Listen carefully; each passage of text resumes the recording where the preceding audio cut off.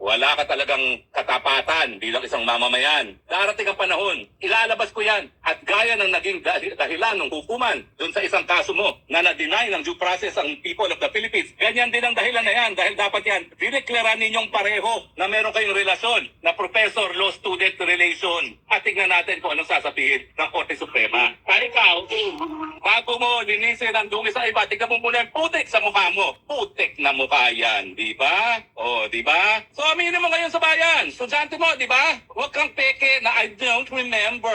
At saka hindi ka maniniwala sa akit mo. Bicolana ka, day. Ano ka ba? Saan mo ba kinuha yung peke mong absent na yan? Okay. Anyway, lahat tayo, may panahon din yan. Ang sa akin po, walang kahit sino na nagsabi na recruit ko sila. Dahil trafficking yan eh. Walang kahit sino nagsabi na ang recruitment ko dahil sa paggamit ng dahas at para pagsamantalahan sila. Ikaw, hindi bababa sa 15.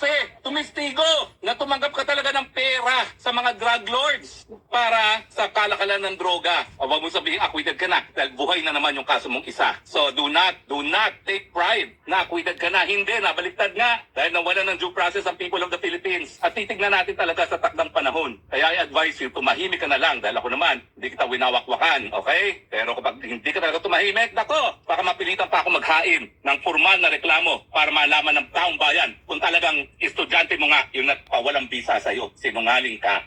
Pangulong Bongbong Marcos. Ulol! Flight daw is evidence of guilt. Aminin mo muna, estudyante mo ang nagpawalang bisa sa'yo. Sinungaling ka to the nth degree. Nung tinanong, I don't remember. Don't remember. Part-time teacher ka lang dyan eh. Sigurado ko, kunti lang mga na-handle mo mga estudyante. Hindi mo malalaman kung sino estudyante mo naging judge. I don't remember. Sinungaling. Wala ka talagang katapatan bilang isang mamamayan. Darating ang panahon, ilalabas ko yan. At gaya ng naging dahilan ng hukuman doon sa isang kaso mo na na-deny ng due process ang people of the Philippines, ganyan din ang dahilan na yan. Dahil dapat yan, dineklara ninyong pareho na meron kayong relasyon na professor-law-student relation. At tingnan natin kung anong sasabihin ng Korte Suprema. Kaya ikaw, bago mo linisin ang dumi sa iba, tingnan mo muna yung putik sa mukha mo. Putik na mukha yan, di ba? O, di ba? So aminin mo ngayon sa bayan, estudyante mo, di ba? Huwag kang peke na I don't remember. At saka hindi ka maniniwala sa akit mo. Bicolana ka, day. Ano ka ba? Saan mo ba kinuha yung peke mong absent na yan? Okay. Anyway, lahat tayo, may panahon din yan.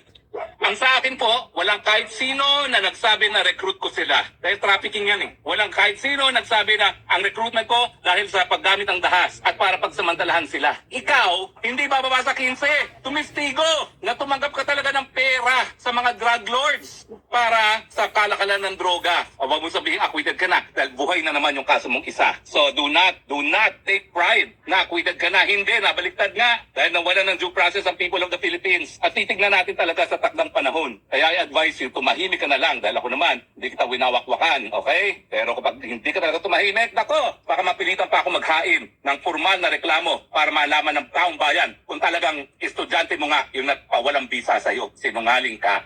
Ano naman yung isa dyan na ako daw ay flight is evidence of guilt. Ulol! Flight daw is evidence of guilt. Aminin mo muna, estudyante mo ang nagpawalang bisa sa'yo. Sinungaling ka to the nth degree. Nung tinanong, I don't remember. Don't remember. Part-time teacher ka lang dyan eh. Sigurado ko, kunti lang mga na-handle mo mga estudyante. Hindi mo malalaman kung sino estudyante mo naging judge. I don't remember. Sinungaling. Wala ka talagang katapatan bilang isang mamamayan. Darating ang panahon, ilalabas ko yan. At gaya ng naging dahilan ng hukuman doon sa isang kaso mo na na-deny ng due process ang people of the Philippines, ganyan din ang dahilan na yan. Dahil dapat yan, dineklara ninyong pareho na meron kayong relasyon na professor-law-student relation. At tingnan natin kung anong sasabihin ng Korte Suprema. Kaya ikaw, bago mo linisin ang dumi sa iba, tingnan mo muna yung putik sa mukha mo. Putik na mukha yan, di ba? O, di ba?